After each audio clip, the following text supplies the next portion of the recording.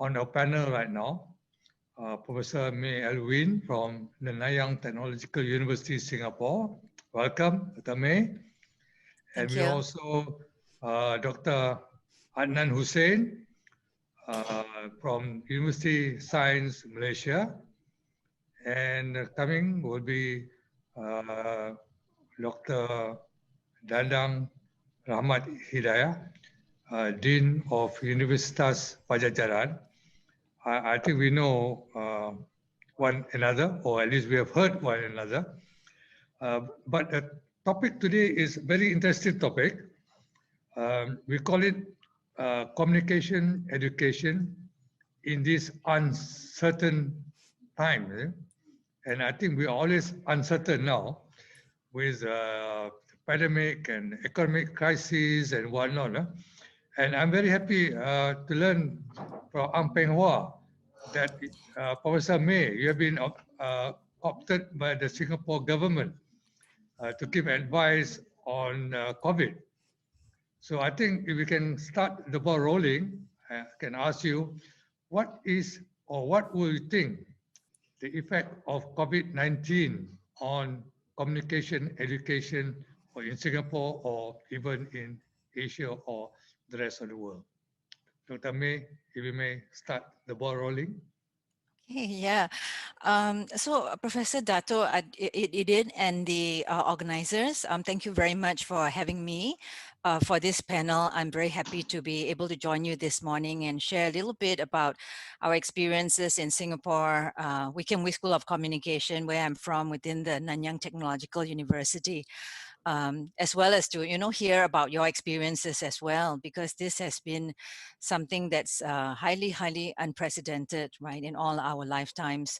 The interesting thing about this whole experience has been that I myself have been a health communication scholar, and for about 10 years I have been doing work on what you would call the crisis preparedness, so crisis communication, health communication for infectious diseases, and so on. So I have, come to KL and so on, where we have talked to scholars about diseases like dengue and other types of infectious diseases, things like influenza.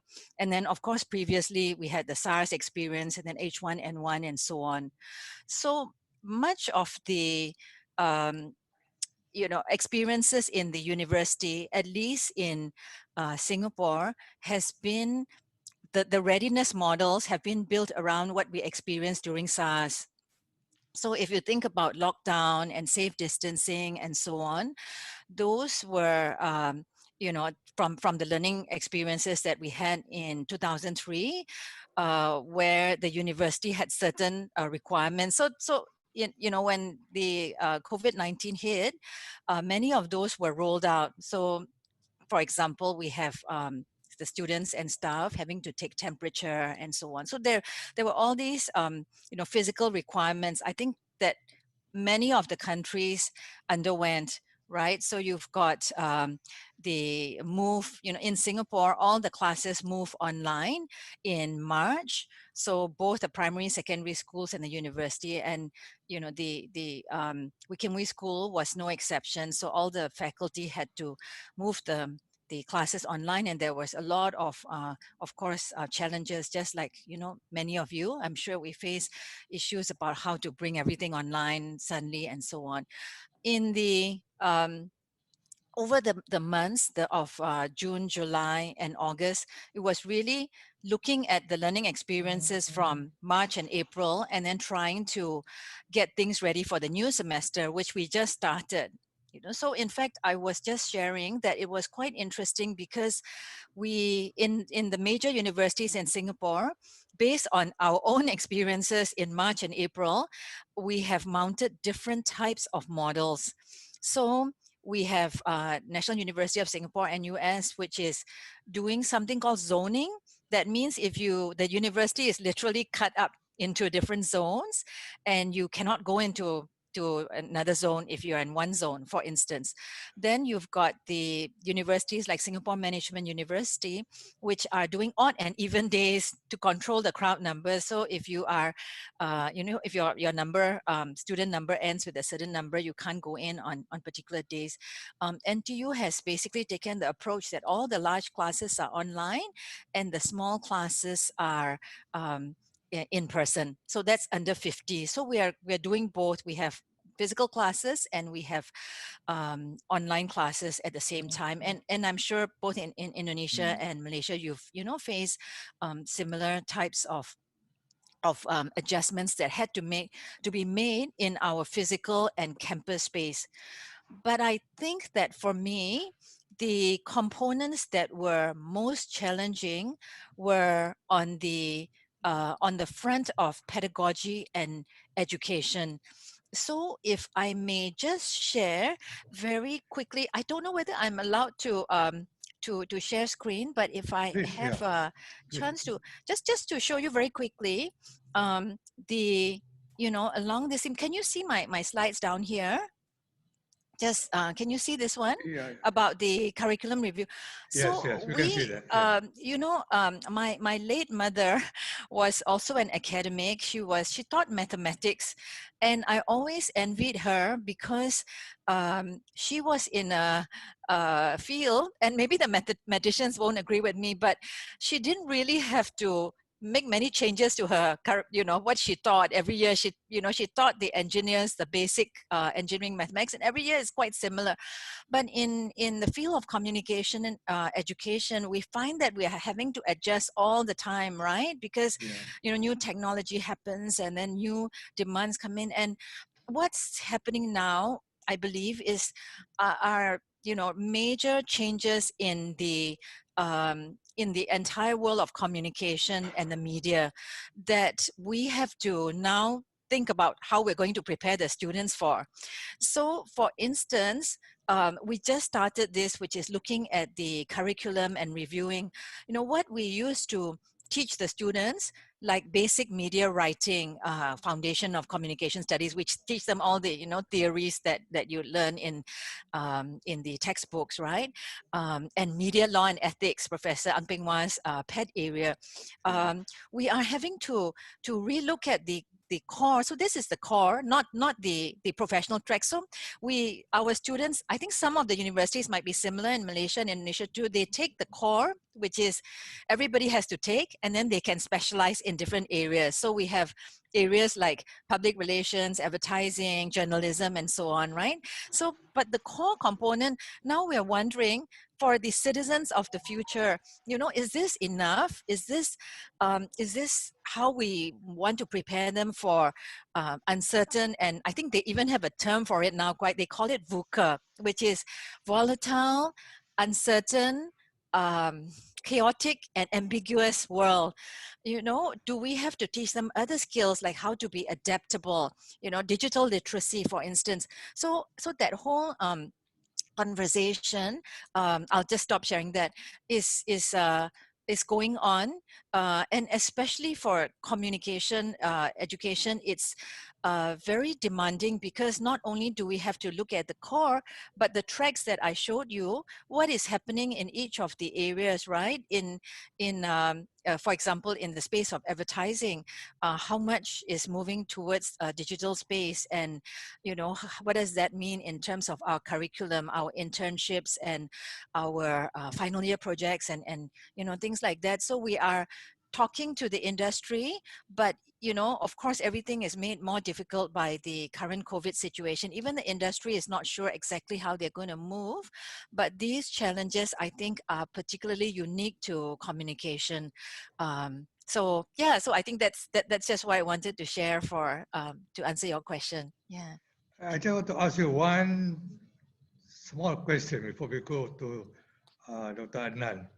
Yes. How different is this COVID as a form of crisis health management compared to the other diseases like SARS or Ebola you have in Africa? How different is it when you tackle this from the health crisis point of view? Yeah, you know, okay, so now veering a little bit into my area of research, I had, you know, in kind of post SARS and also H1N1 and so on, I had been tracking the conversations on the social media space and the interface between what you see on the media and the conversations that people have. Okay, so okay, so of course, I mean, you know, on the scientific front and on economic front and all that, there's all sorts of differences between COVID situation, which has, you know, impacted the whole world and it's lasted so long, and the previous, some of the previous diseases in the past two decades, right? But interestingly, from the communication perspective, one of the key findings that I had was that during H1N1, almost all the conversations that people were having, or that means what you repost, what you post, and so on, were related to what you see on the media or the government. So if the government says that, you know, this disease is going to have this type of impact, then you see people retweeting or resharing that information and quite closely aligning the conversations. But in this particular pandemic, since March, we find a whole wave of effect that's happening across the world, which the WHO has called an infodemic. Yeah. You know, it's unprecedented, like the amount of information that's coming out of individuals as well, and there's no relation between the government, what the government and the health authorities share. Some information is being shared, but a lot of information is coming out from individuals and citizens and other groups. So in that sense, it's been quite difficult for, especially in some countries, you see this, for the government to be able to make sure that they own the communication space, because that's become contentious. There's a lot of debates, there's misinformation and other types of issues going on. So it's very interesting for communication scholars to look at the role of communication, you know, during this particular COVID time. So if anybody's interested in looking at Malaysia information, you know, I've been tracking since January all the social media conversation on places like Facebook, Twitter, and so on. I'll be happy to do some collaboration on that. Yeah, but Okay, it's really interesting. Yeah. thank you. Okay, thank you very much, Professor May. Can Bapak Dadang just came in. Selamat datang, Bapak. Selamat datang. Thank Okay, you. thank you. So, Everybody. okay, so Bapak Adnan, can you give your comments on the possible effects of COVID-19 on communication education?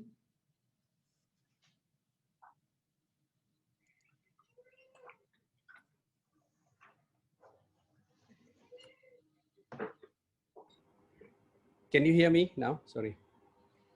Yeah. Okay. Thank you to IIUM for having me, for the invitations, and it's a great pleasure for me to be in this webinar.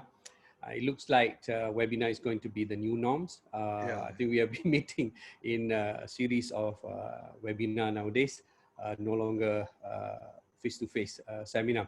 Anyhow, I think what is important is the message that we want to share with everyone. Actually, the questions that was raised by Prof.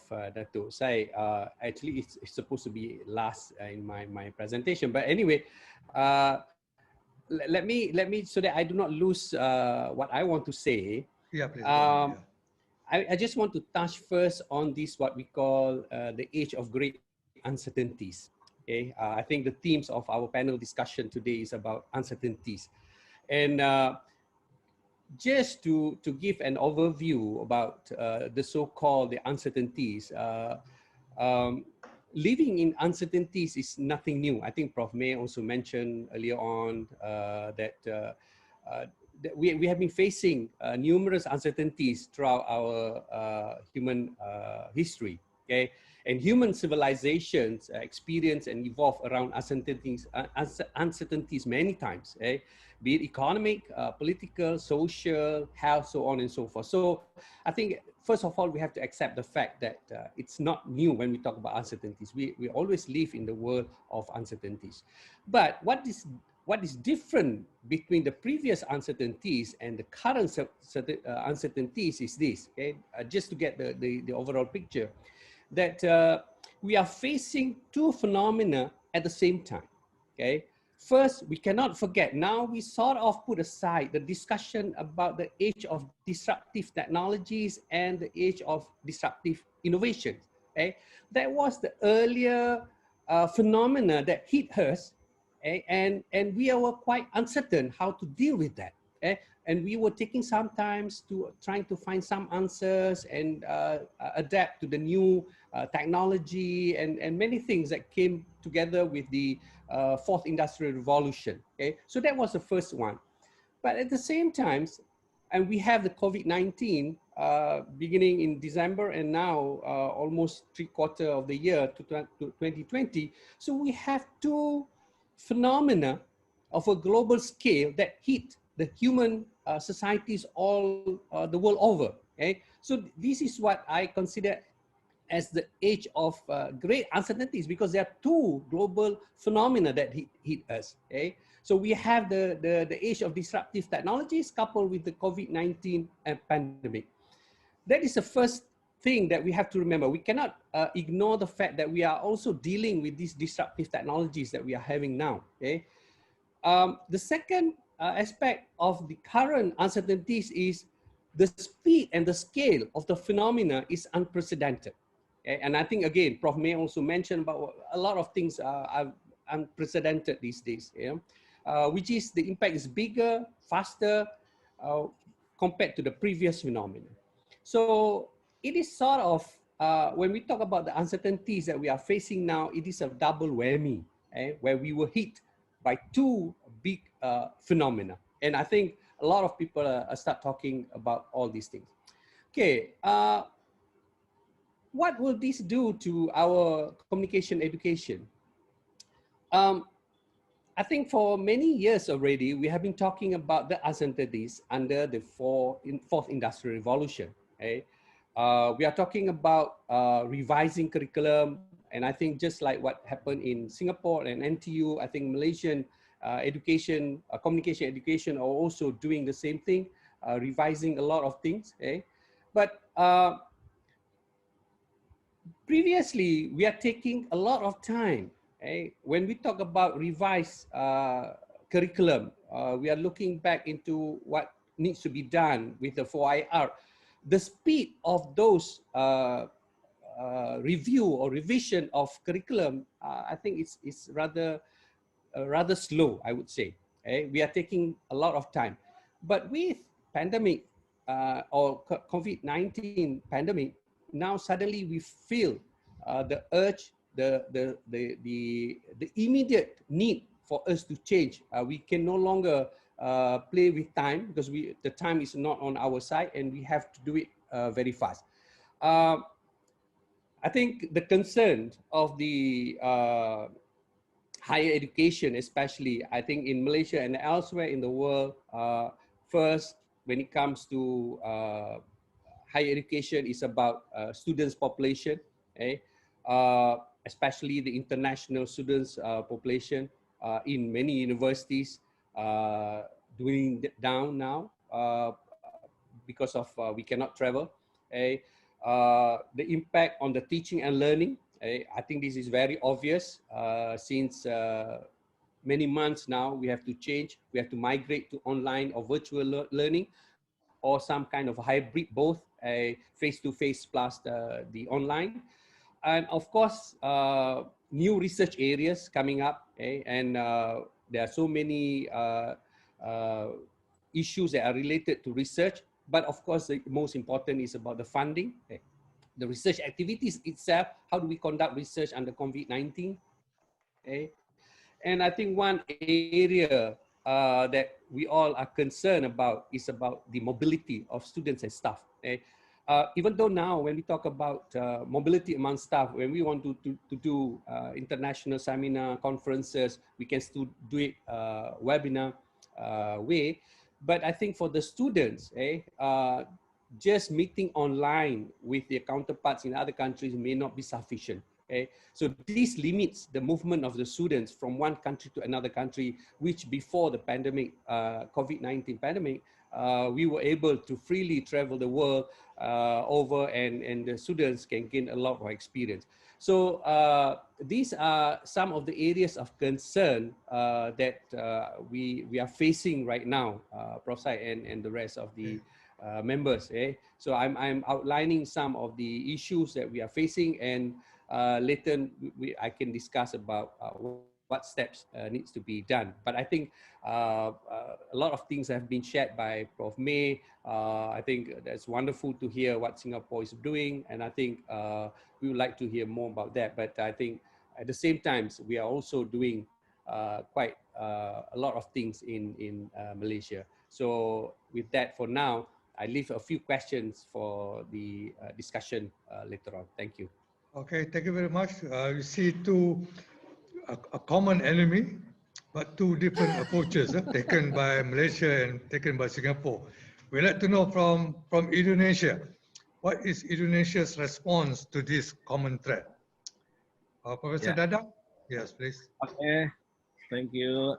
May I share the slide? Yes, please. Okay.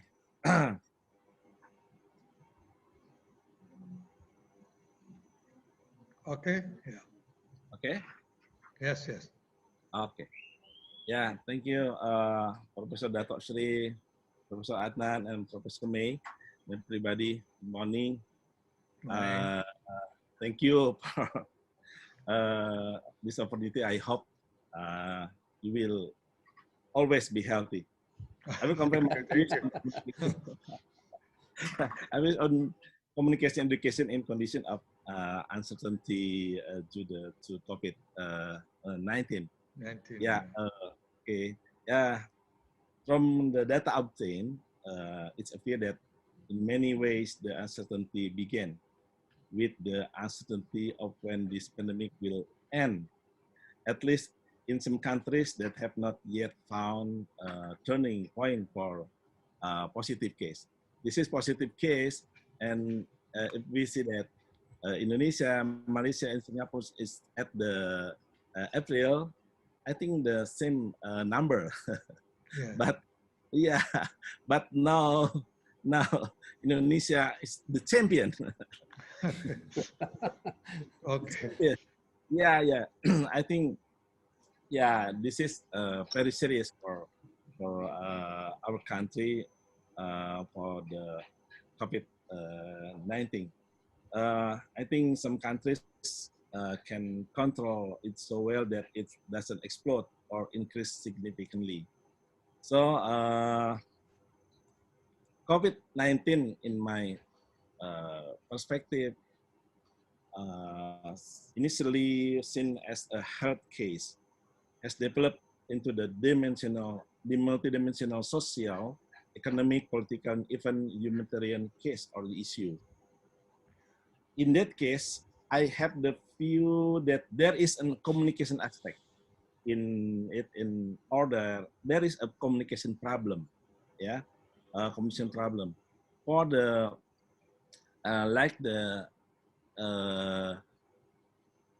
this COVID. I think measure several social pillars in about the health system, government capability to handle it, social resilience, and individual quality. So in Indonesia, from the beginning, there were communication problem identified. There are the public figures said that people, don't need to wear masks or didn't not take the COVID-19 issue seriously. This is the problem, communication. So that people behavior was not well formed in dealing with COVID-19. And then this is not mentioned the circulation of various incorrect information, which become like an infodemic, like the Professor May said that. In the midst of the opportunity to get information, it should be a blessing. It should be a blessing. But if the wrong way, but if one goes wrong, it can be an information disaster. Our challenge to how to help this condition, I think. Yeah, this is the challenge of communication role. In a certain time, there are social misunderstanding on pandemic phenomenon, infodemic, disinformation, fake news, post-truth, and the lack of ability of communication management. Yeah, and then under certain condition, for example, political escalation and social tension will be increasingly if there is no solidarity at local, regional, and global levels. In case of COVID-19, it's impossible to allow a country to collapse unless isolation is carried out, I think. Yeah, uncertainties in pandemic life related to uncertainty of pandemic phenomenon itself, uncertainty of social life, uncertainty of economic, uncertainty of communication industry. So like the communication professional work and uncertainty of communication education. Example, there are the resource, about the resources. It's kind of like the sustainability. How about the sustainability of education business? For some campus in Indonesia is very serious, I think. The COVID-19 pandemic, we should not know when it will end.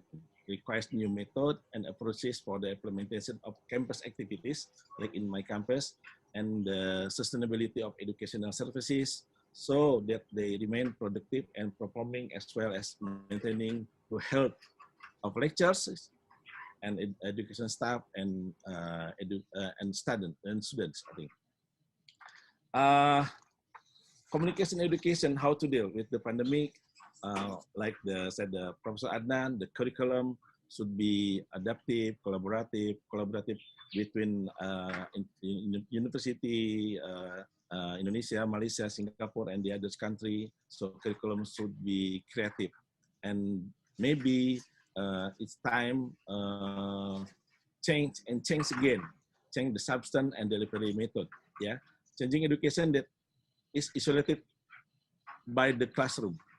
The pandemic forced us to delivery with about the 90% the class doing with the virtual, like a Zoom, Google Meet, and something like that.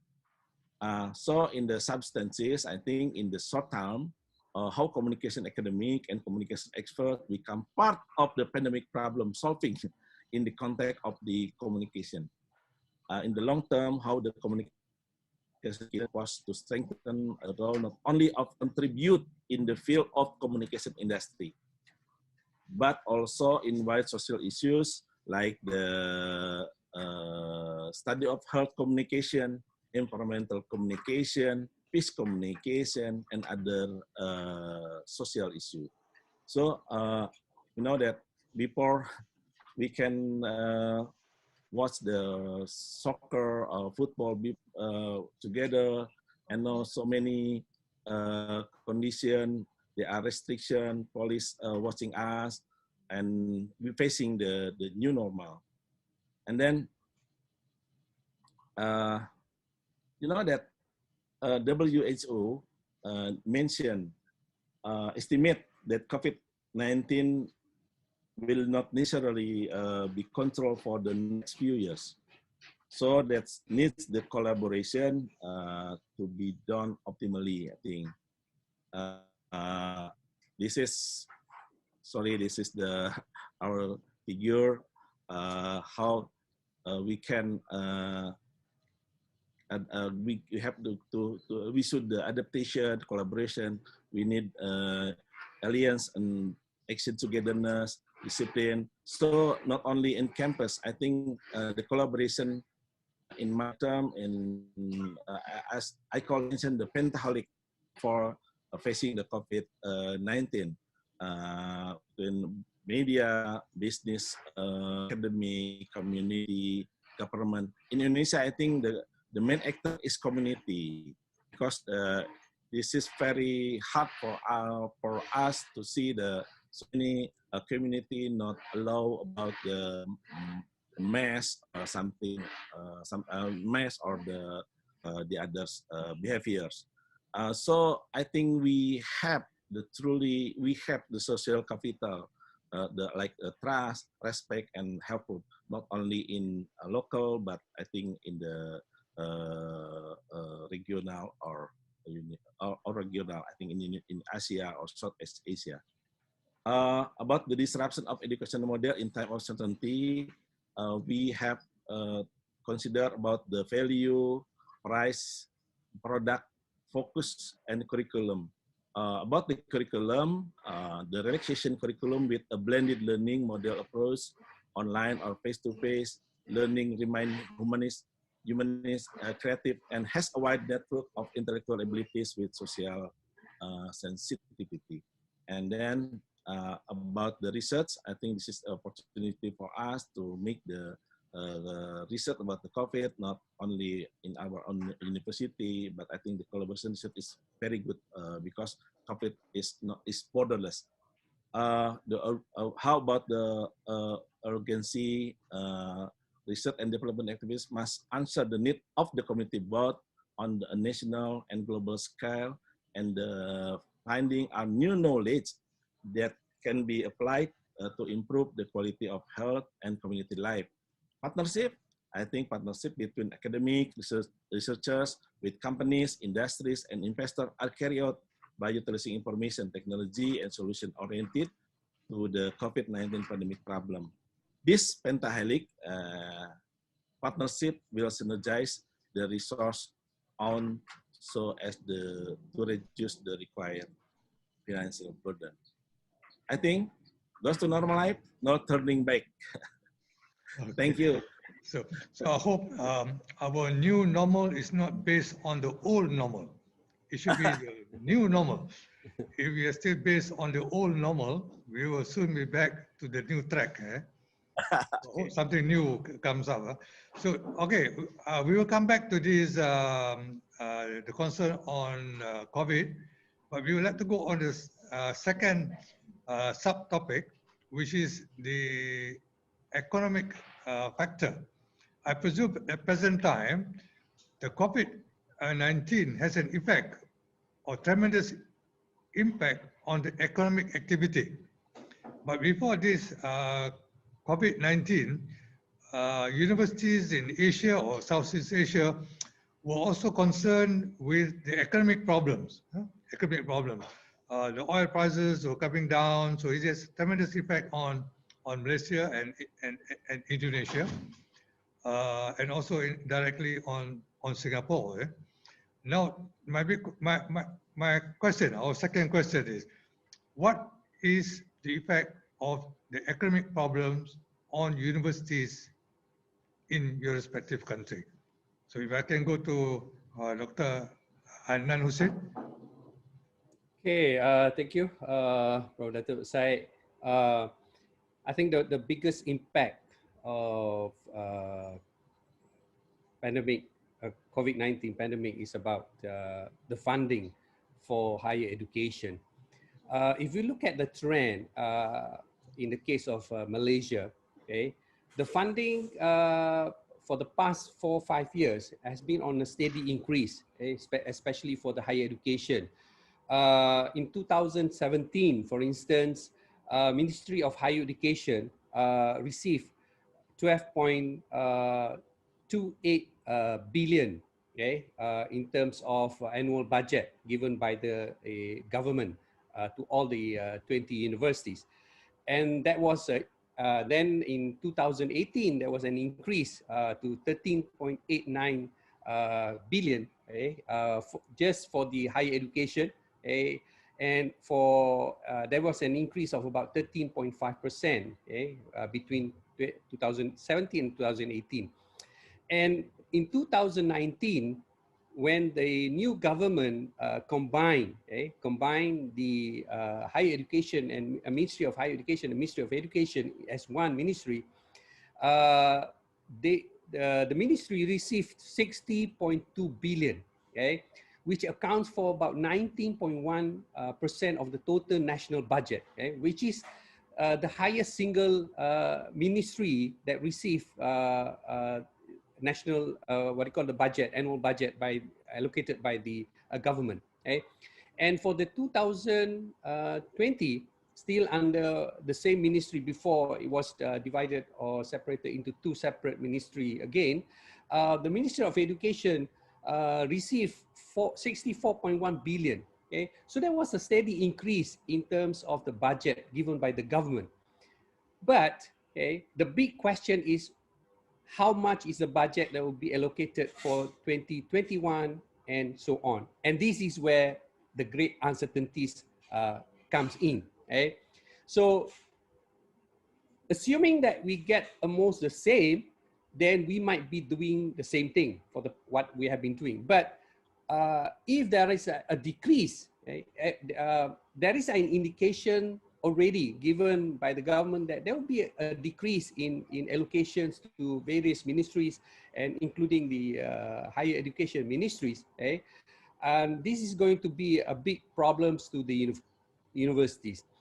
Just to share with you, even though the national allocation, the budget that was allocated to the public universities for the past many years has been on the increase, but if we look at some universities, some matured universities, some senior universities, including University Sains Malaysia, actually we are getting less.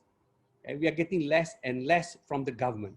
We were asked to cough out or to raise our own funding to pay for a lot of things, including part of our enumerations. Okay? So this is a big responsibility for the university, even before the COVID-19. Okay? We are already facing some steep problems, financial problems that we have to deal, and we have to be creative, we have to be innovative in raising fundings and trying to cope with the all the problems of shortage of funding. So now with pandemic, COVID-19 pandemic, we are not sure whether we will be getting the same amount or about the same amount, or we are getting much less. So we have to wait for the next budget presentation sitting in parliament sitting in October or November to know where we are going from. But currently we are already facing a huge problems. And the problems, as I mentioned earlier on, were based on two things. We are supposed to upgrade a lot of things, a lot of our infrastructures in the universities for the coming of the 4IR. We can no longer be teaching in the old mode of a teaching. So we need to upgrade a lot of we have to incorporate a lot of new technology, and hence that needs a lot of funding, huge funding, and that's not forthcoming now. So in other words, the university, if they need to deal with this new technology, the new needs, so on and so forth, we have to come up with our own money. With things is getting worse with pandemic, COVID-19 pandemic, because not only we have to move very fast, we have to change all the technology, but we also have to move very fast. If you look at now, if we have the infrastructure, I always envy Singapore University. We visited Nanyang University many years ago, Nanyang Technological. We visited Singapore, National University of Singapore about 10 years ago. I've seen they are already well prepared as far as the technology is concerned. They're very much ready for the 4IR already. They are part of the 4IR, whereas we in Malaysia were still struggling. So with the pandemic looming on our head, so we have two problems facing us, that not only we are dealing with the issues of trying to upgrade, trying to get new technology for our students and the teaching community, but also we have to deal with the new norms, online teaching with the new behavior. And this is a big problem to universities that we are facing. So I think if we talk about, again, uncertainties in terms of funding, or the issues, the impact of fundings, there is a great uncertainties again. We are hoping that our government can find ways and means to maintain, if not to increase, the budget for the higher education. And that's only one part of the story. When we talk about public education, of course, in Malaysia and many parts of the world, we have both public and private education. We are struggling, the government are struggling for the public education, trying to maintain the universities with the what you call decent budget for the universities.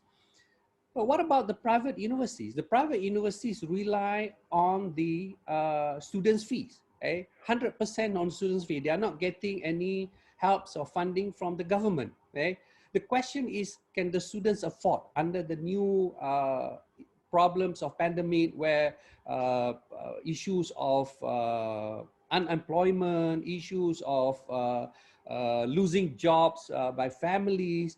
I think their concern is to make sure that they can have food on the table, rather than to think about education, higher education for their students. So that is, I think the private universities will be hard hit by this pandemic of losing students.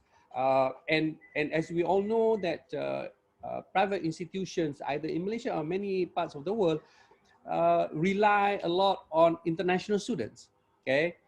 For instance, we have a lot of students from Indonesia.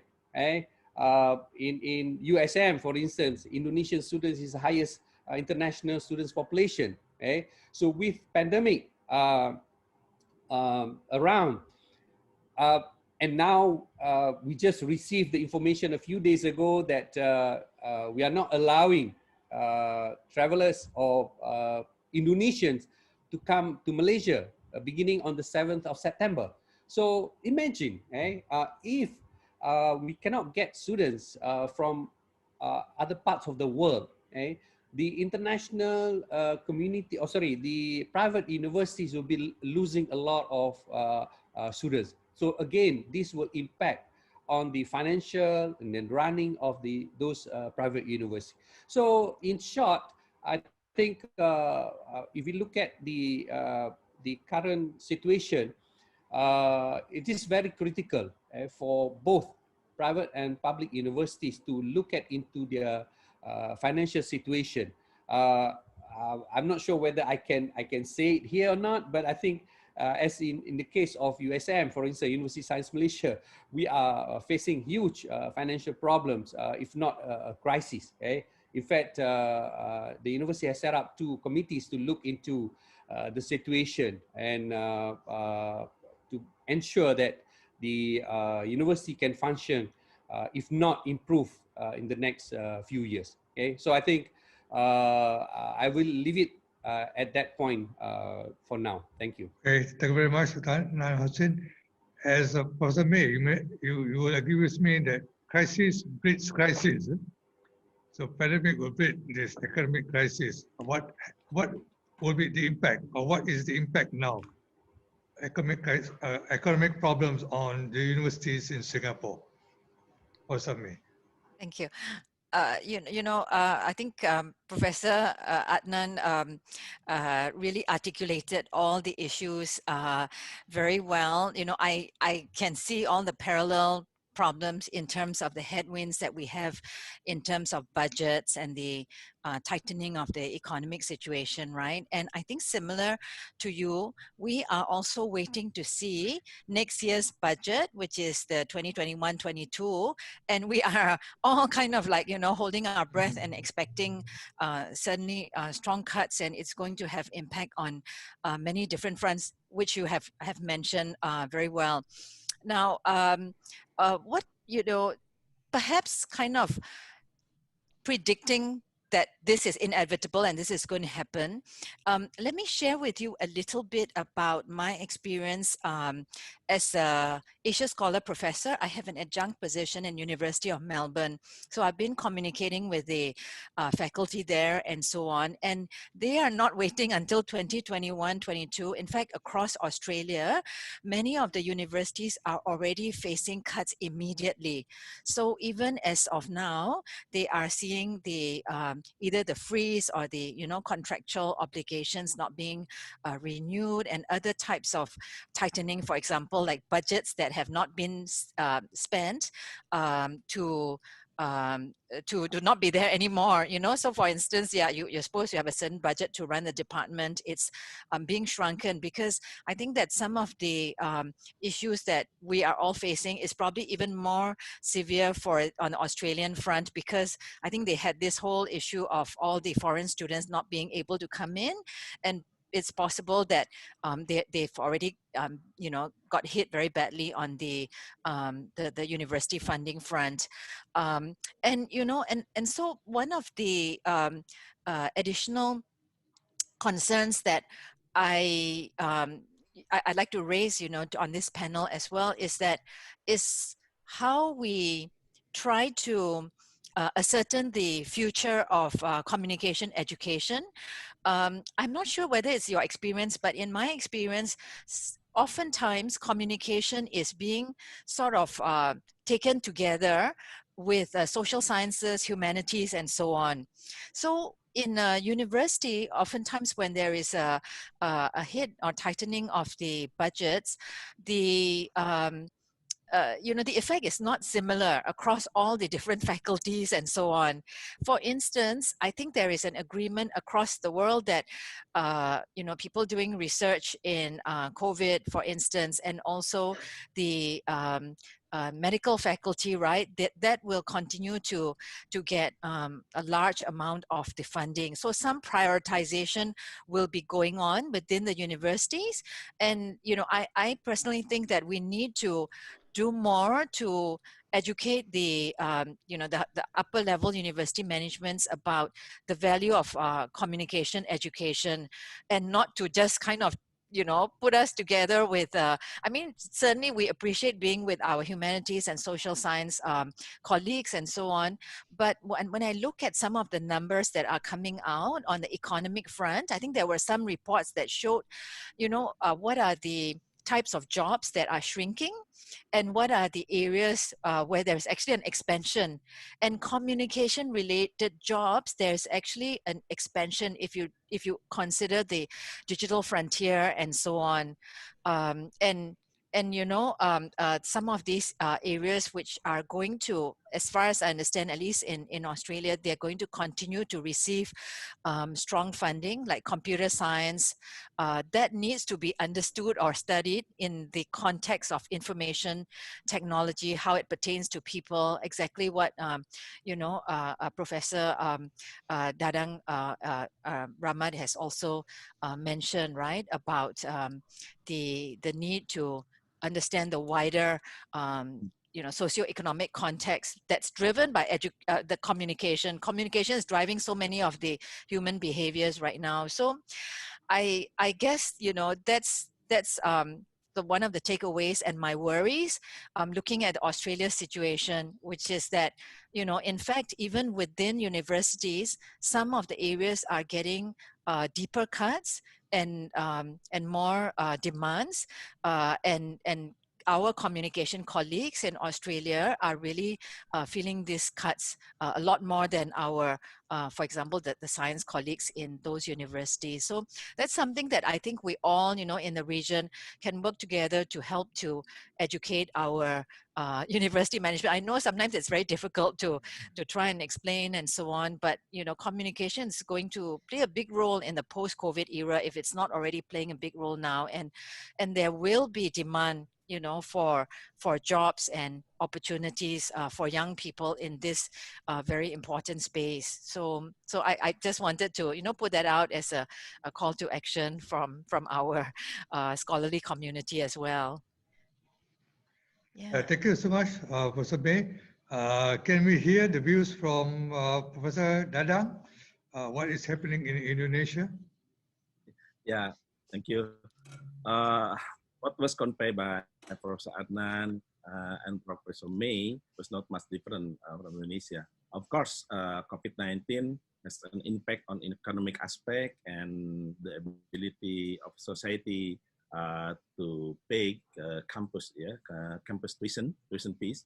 The government asked every campus, especially public campus, to relax or adjust to the ability of the public to pay.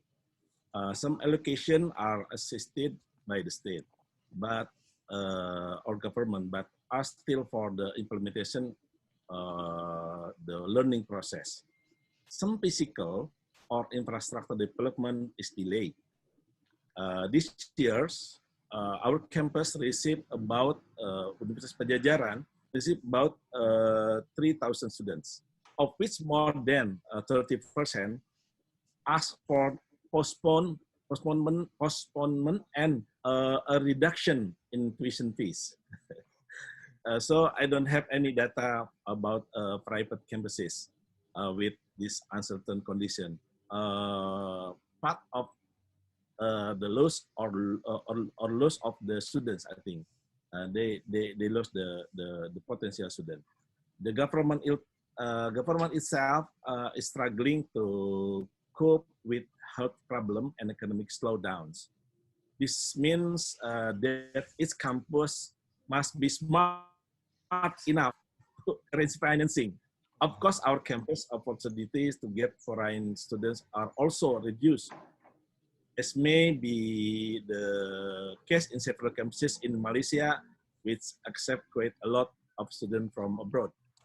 Likewise, to send our lecturers and students to various countries or invite the professor to our campus, I think it's need an efficient but elegant way with cooperation between communication education campuses. Of course, we strengthening resource opportunities by using their respective resources. That's Professor. Okay, is the funding in Indonesia? I think it's quite different. In Singapore and Malaysia, it's coming from what's called the central government, but in Indonesia, it's coming from the central government and the provinces. Is it? Are you getting also funding from the provinces? No. For the public universities, the funding come from the central government and also from the community as tuition fees. The province, it's not there's responsibility to the higher education, but the province they responsibility for the high school, something like that, not for the higher education. So higher, your central government is still responsible for funding given to universities as a whole. Yeah, okay, same I think in Singapore and in Malaysia. Yeah.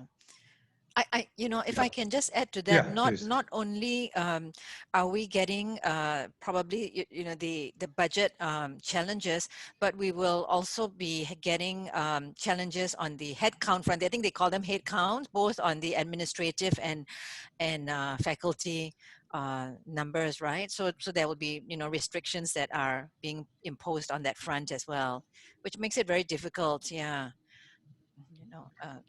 Across the university, just to justify every single hire that we would have to do. Yeah. Okay, can we come to the third topic or subtopic you call it? We have looked at COVID-19, look at economic problems, but communication education is also affected by the changing media landscape. Yeah. And how responsive we are to this change in the media landscape affects the manner in which we devise our curricula, yeah, and how we train our staff, and at the same time how we change our students. In what way, Professor Dadang, the changing media landscape has affected communication education in Indonesia? Yeah, of course, the changing about the landscape of media affected to our curriculum, but we have to careful to change the curriculum because not only disruption, but I think we need to have the idealist perspective. Yeah, not only our campus not only serve for the media landscape or industrial, but I think so many problems, social problems, as I said that in my slide, that so many problem in the social life. That's the problem of communication. So that's why our curriculum will be designed changing to the between the industrial media needs and the community needs. So that's why not only curriculum, we established the research, the special research about the environmental communication, about the health communication, about the peace communication, because in Indonesia so many so many potential for the conflict. I think the curriculum should be built for the whole of needs, not only because the media landscape changing, but the change of the media landscape also that is our concern to make adjustment about that. Professor May, if you can say something about changing media landscape. I presume now you're very, Singapore is very far in front in terms of technological advancement.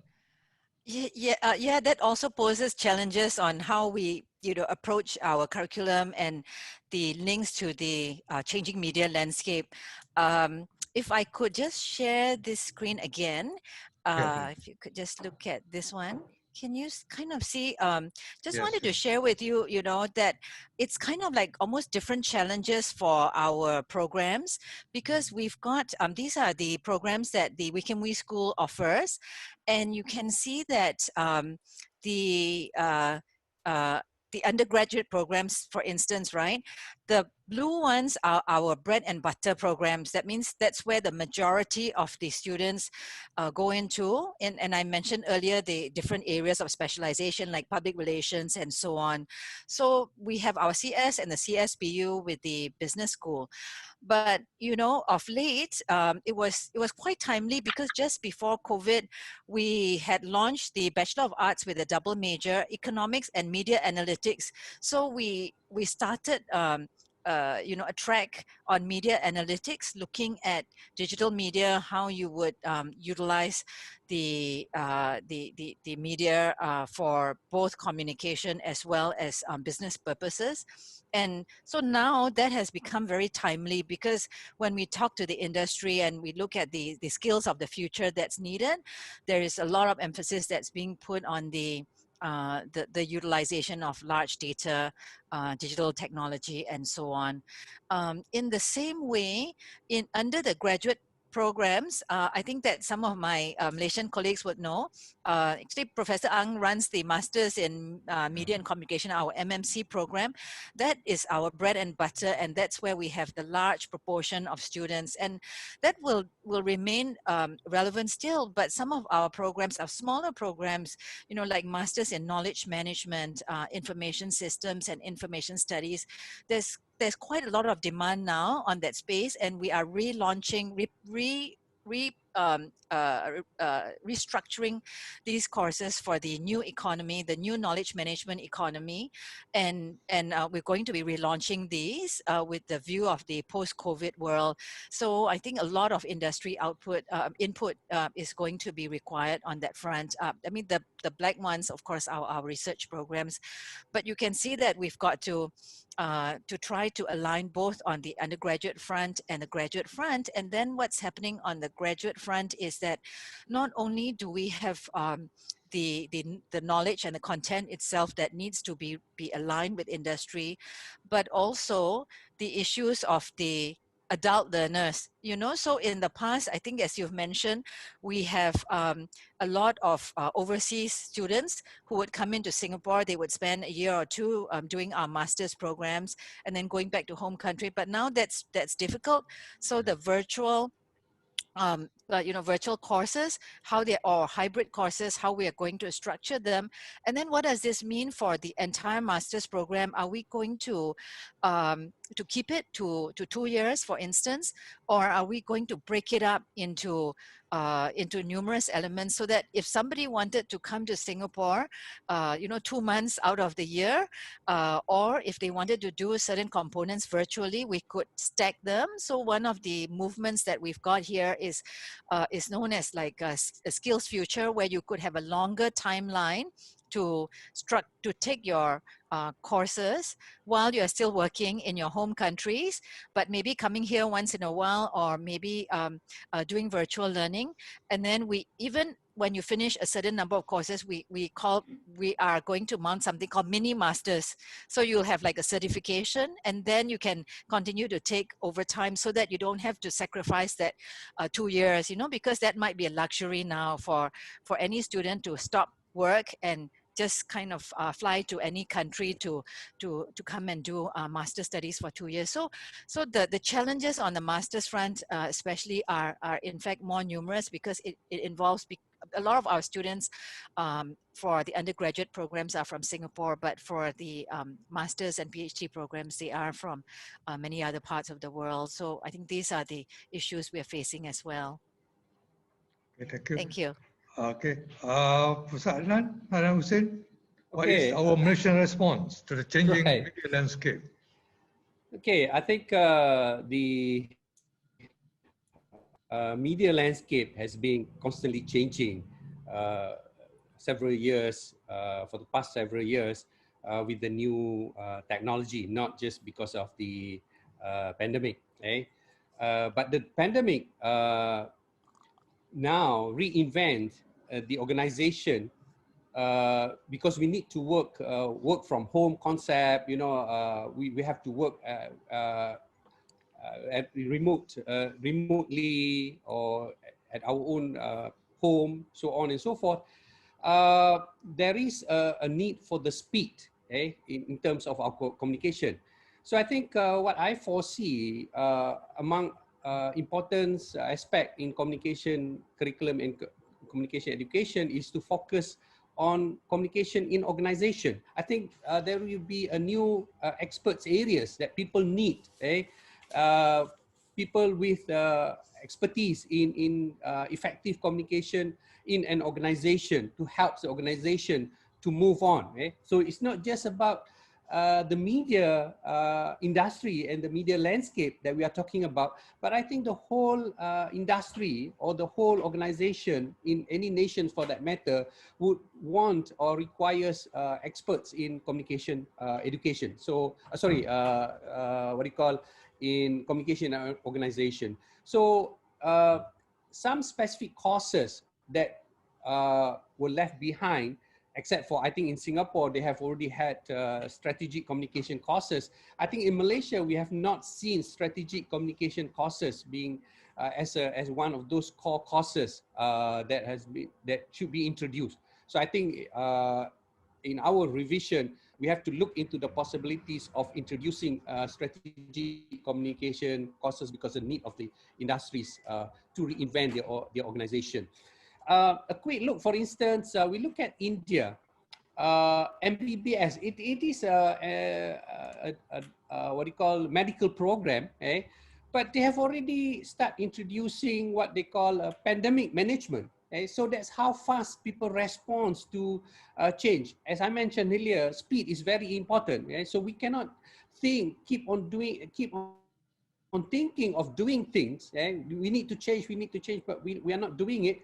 But even MBBS programs in India, they have already introduced pandemic management courses as one of those core courses in MBBS. Okay, so I think the same thing goes for US, what you call the communication programs curriculum that we need to immediately change. But I also would like to see a bigger issues pertaining to the needs of the changing media landscapes and curriculum. Okay, I'm not sure if I can share this. How do I do that? I want to share my slides on the changing skill sets. Let me see if I can share. Share screen. The little green button at the bottom. Yeah, I know. Yeah. But it's not coming. I have a share screen, but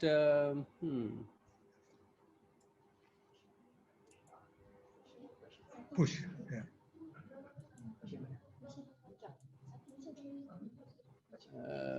Okay. Just bear with me for a while. Okay.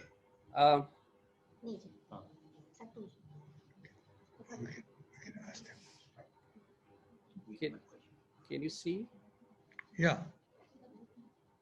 Oh, okay. It's okay. In the meantime, while it's loading the slides, I just want to bring to the attention to the skill sets. We are talking about not specific skills pertaining to communication alone, but for the current and the future graduates that we need to prepare. Okay, let me.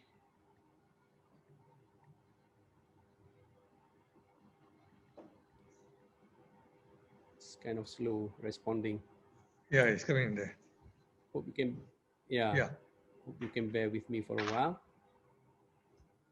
I'm going to that particular slide. I'm sharing with you the so-called the new skill sets that was identified by the World Economic Forum. Okay, back in 2015, okay, the top 10 skill sets needed for the graduates at that time, okay, for those including communication students, are complex problem solving, coordinating with others, so on and so forth.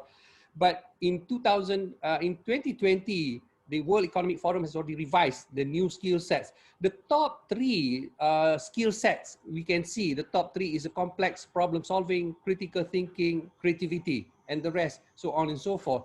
What I'm pointing out is that besides just thinking about some specific knowledge and skills about communication that we have to deal with the new, with the pandemic, and also with the new technology, the changing media landscape. But I think we also have to refocus our curriculum to ensure that our graduates that we produce will have all these skill sets, okay? The complex problem solving. I think that's very crucial from now up to, this is the identified by World Economic Forums right through 2030. Okay, critical thinking. We mentioned about critical thinking, you know, but what exactly is critical thinking? How do we incorporate critical thinking in our curriculum? Creativity, you know, all these are very, very important. So I think my suggestion is that while we are looking into the revising our curriculum, we have to remember that we have to look at the bigger picture, that the students that we produce may not but just be for the media industry per se, and I think this has been happening for a long time, but for the general market. Okay? So these skill sets that was identified by the World Economic Forum, I think is very relevant for us to put into consideration. Okay? The other thing that I would like to share with this, oh, I lost my slides. Okay, all right. What USM has done, actually, I should have discussed this earlier. The coming of the COVID-19, just to share with the audience today. Back in January, this is before the coming of before Malaysian government announced officially that we are facing the pandemic problem, and we start our MCO in March. Actually, USM has taken some steps, not because of the pandemic, because the pandemic is not here yet at that time, but we are already looking at issues pertaining to our teaching and learning. Two bold steps were taken in January. I remember in January, before the pandemic start in Malaysia. One is work from home. USM actually has already introduced work from home since January. We are sort of experimenting with a few types of job that can be using work from home concept. So we have already introduced, but we introduced that not because of the needs for physical distancing, but it is because of the financial constraint that we have. So we would like to explore a few other things.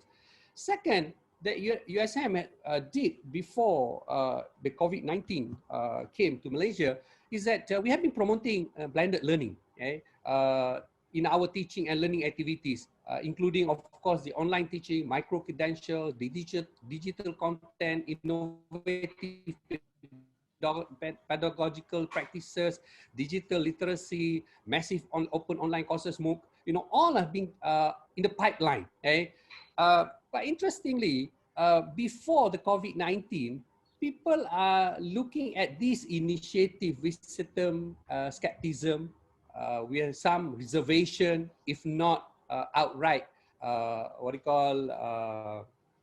against those ideas.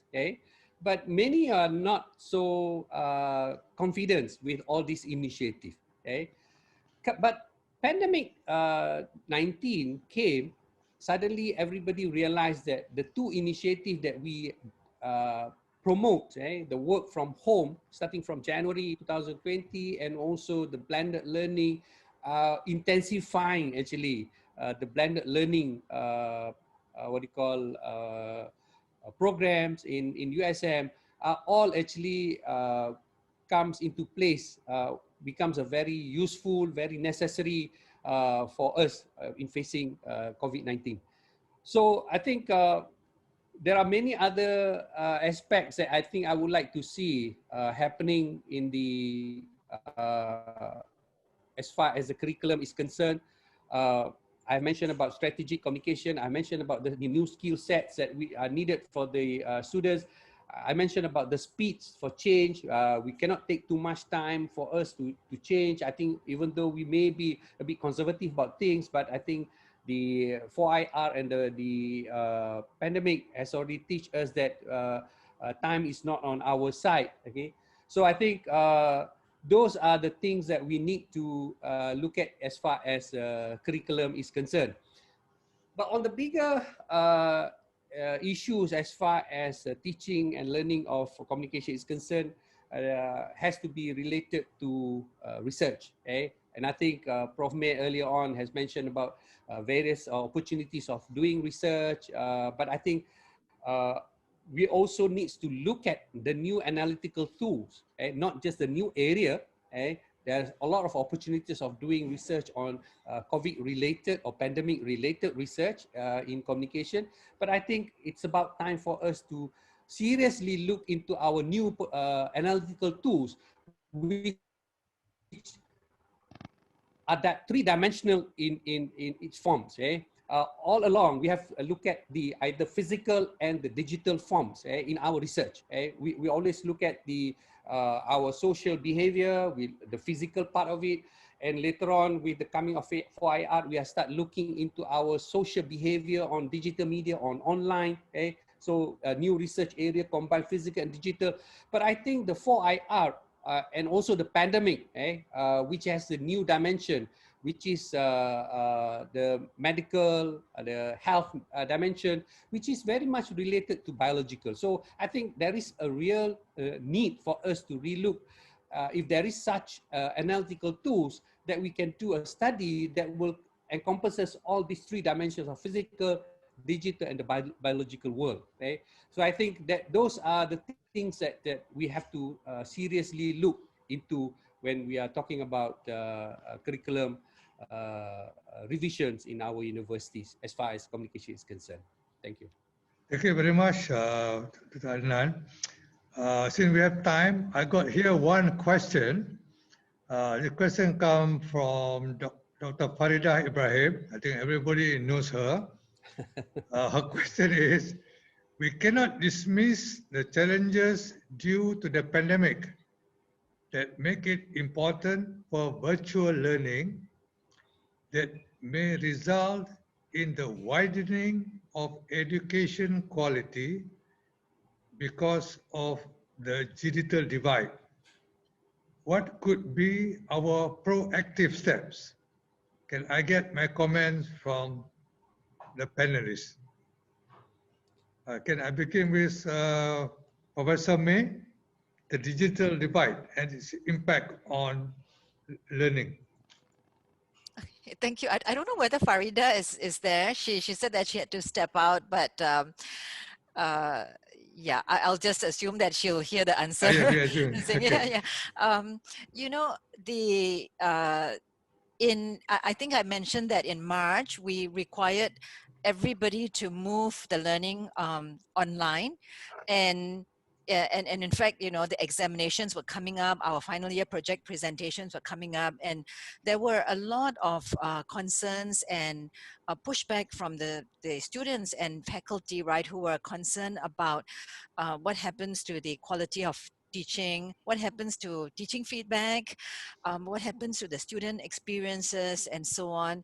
And I think that over the past months and this semester and over the summer, there's been quite a lot of discussions.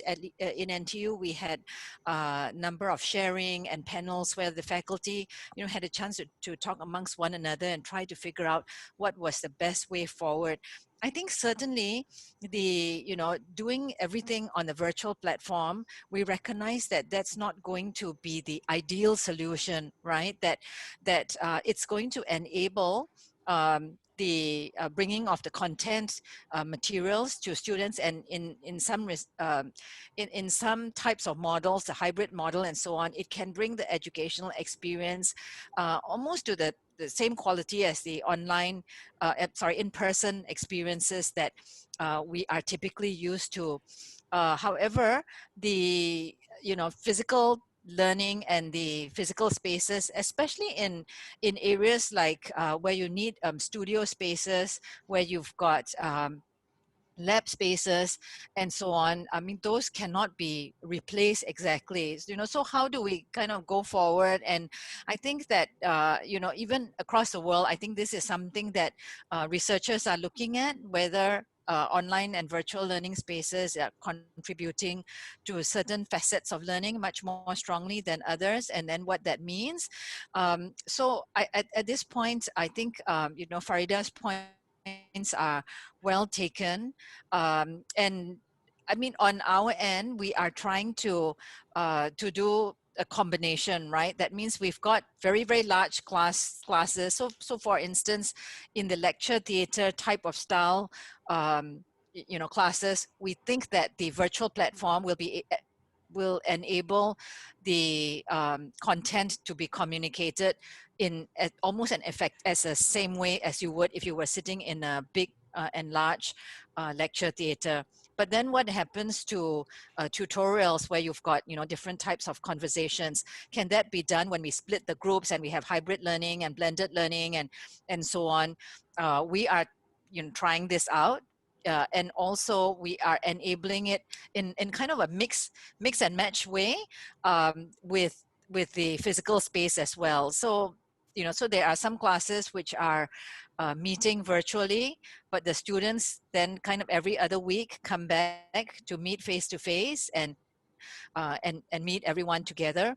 There are some classes which are kind of looking at the material online, and then they come to the classroom and then they have face-to-face discussion and so on. So I think different models are are all being, you know, tried and tested. And I think we see a lot on even the social media space about, you know, faculty and in other universities across the world, what's worked, what's not worked.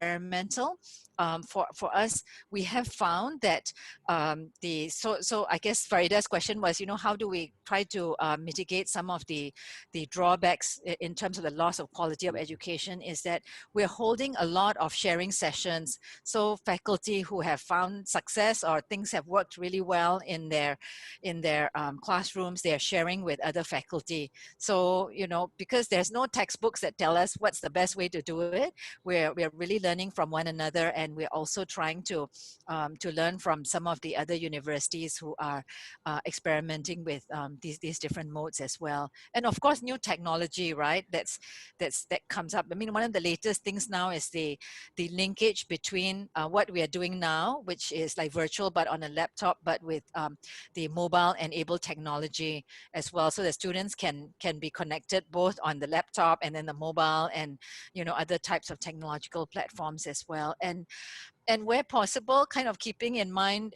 the budget, and we were lucky that we did this before the COVID.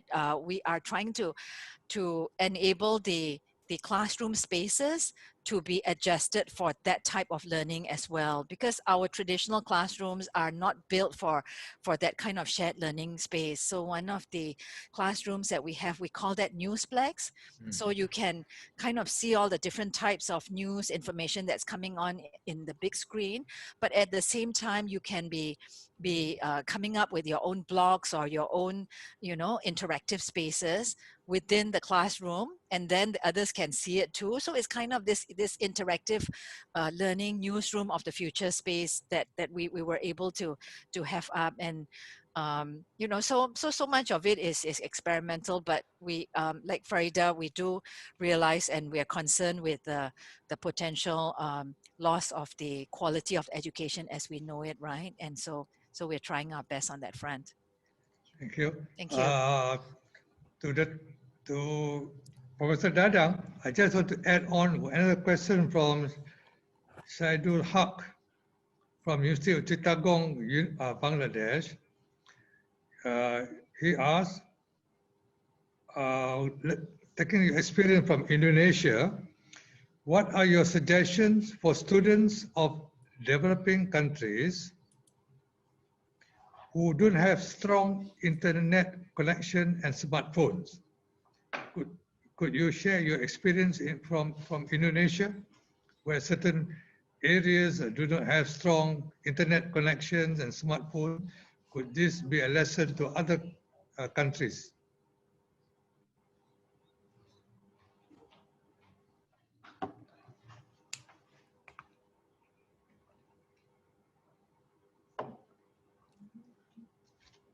Oh, Professor Dadang, I think you are muted.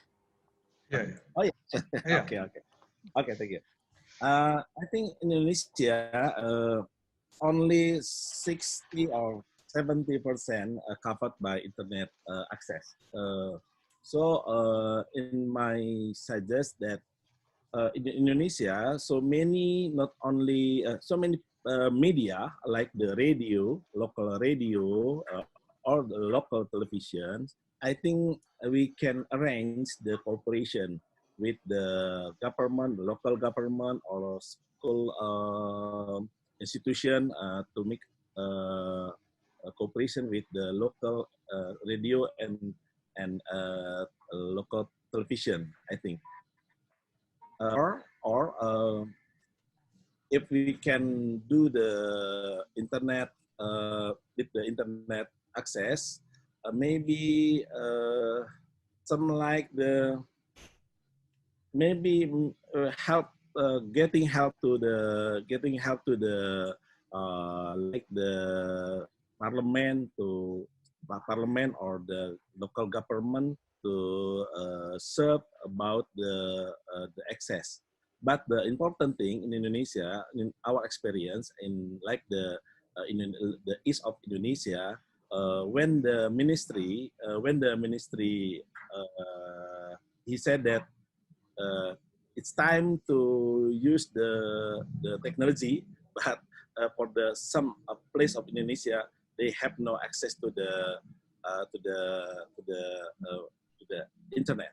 So my suggest, if in Bangladesh or I don't know, and maybe the others countries, because they are the local radio and the local television, that's potential to raise the cooperation. In Indonesia, before pandemic, the Ministry of Education set the program Merdeka Campus, independent campus, where every university is given the freedom to compile a curriculum where 30% can be done with the campuses or the work of work in their respective field. Current learning is prepared in a hybrid way, changing habit in learning at various level of education. So the virtual learning, because of certain situation we have to face, but direct relation are still very much needed as a positive interaction experience. If possible, a combination or hybrid of learning should be carried out to avoid unintended impact due to virtual learning only. Even though with virtual classes, sharing classes are very possible to be made to expand discourse and discussion. I think we students especially should be able to play a role in both the virtual world and the real world. Yes, Professor. Thank you. Oh, thank you.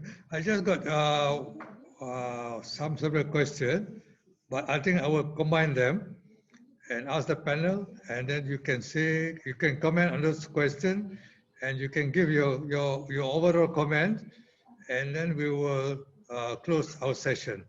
Okay. There are several questions that are common, touching on curriculum review. How do you review the curriculum? And to what extent do big data analytics help in virtual learning and the curriculum planning? So I will ask Dr. Adnan Hussein to comment on these two questions, and you can wrap up. And I'll go to Professor May, and I'll go to again to Professor Dadang, and then we close our session. Okay. Dr. Adnan, please. Right, okay. Thank you, Prof. Syed. I will try and address all those questions. Let me address also the questions that were raised by Professor Farida about digital divide. I think many countries, including Malaysia and many of the developing countries, are having these problems of digital divide, not because of the pandemic, not because of the 4IR, but it has been with us.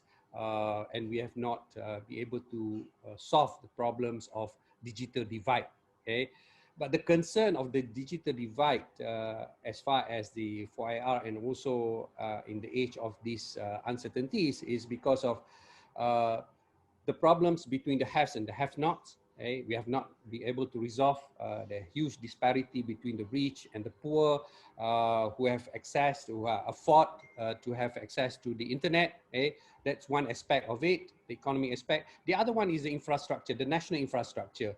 Not all parts of the country is well connected. Okay? That's infrastructure problems, even though for the past many years, the government has tried to introduce or establish what we call pusat internet desa, where people can go and use internet in the remote areas, but it's not totally resolved.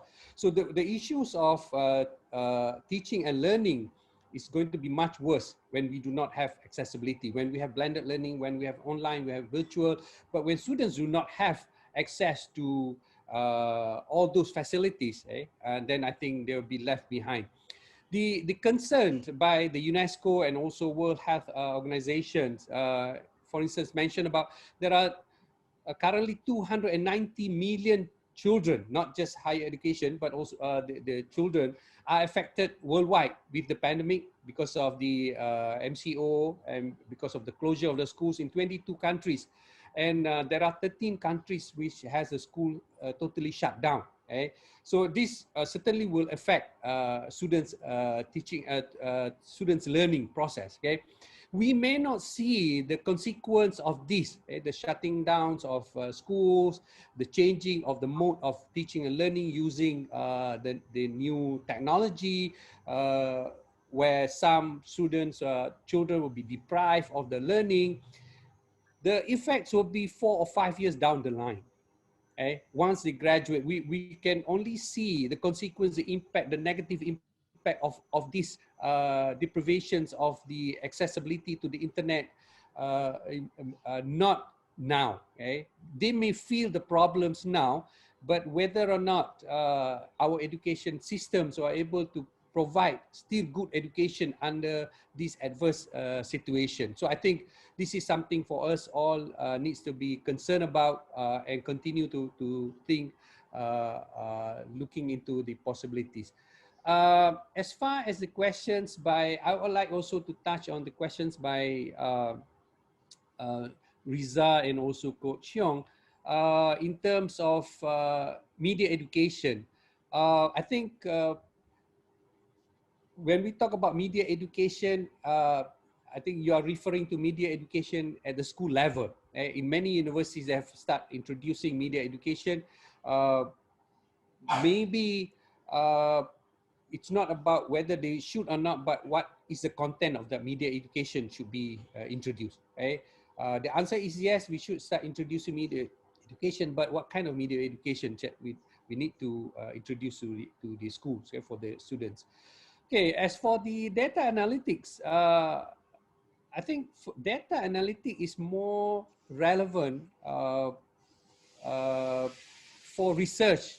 When we are doing research, rather than doing, currently we are doing survey, we are doing all the various conventional techniques of data gathering. I think what the big data analytics giving us the opportunity to tap on the wealth of data that is available online, that is available on the cyber world. That's what data analytics is concerned. So I think as far as teaching and learning is concerned, we have to start teaching students how to tap this wealth of information and data online for our research, for our learning, and for our daily activities. So I think that's how I see the relevancy of big data analytics in our teaching and learning as far as communication is concerned. So I think my last words as to wrap up, I think we are all living in this state of uncertainties. Again, I would like to stress the point that one is because of pandemic, and the other one is because of the 4IR, the coming of the 4IR, and I think what the pandemic, COVID-19 pandemic, makes it worse is because nobody seems to have an answer to this. I think Prof May also rightly point out to this, because we do not have the answer to this new issue. We are still all struggling, try to learn from each other. There is no ready-made or textbook answers to this. There is no model for us to emulate or to learn from. We may learn from Wuhan, China, how they deal with that to a certain degree, but maybe the situation in Malaysia is different in terms of our social fabrics, so on and so forth. And this is the first time actually in our history that we cannot look to the West to learn something. It is a disaster. If we try to learn from the US, from the Western Europe, look at what happened, how they deal with the pandemic.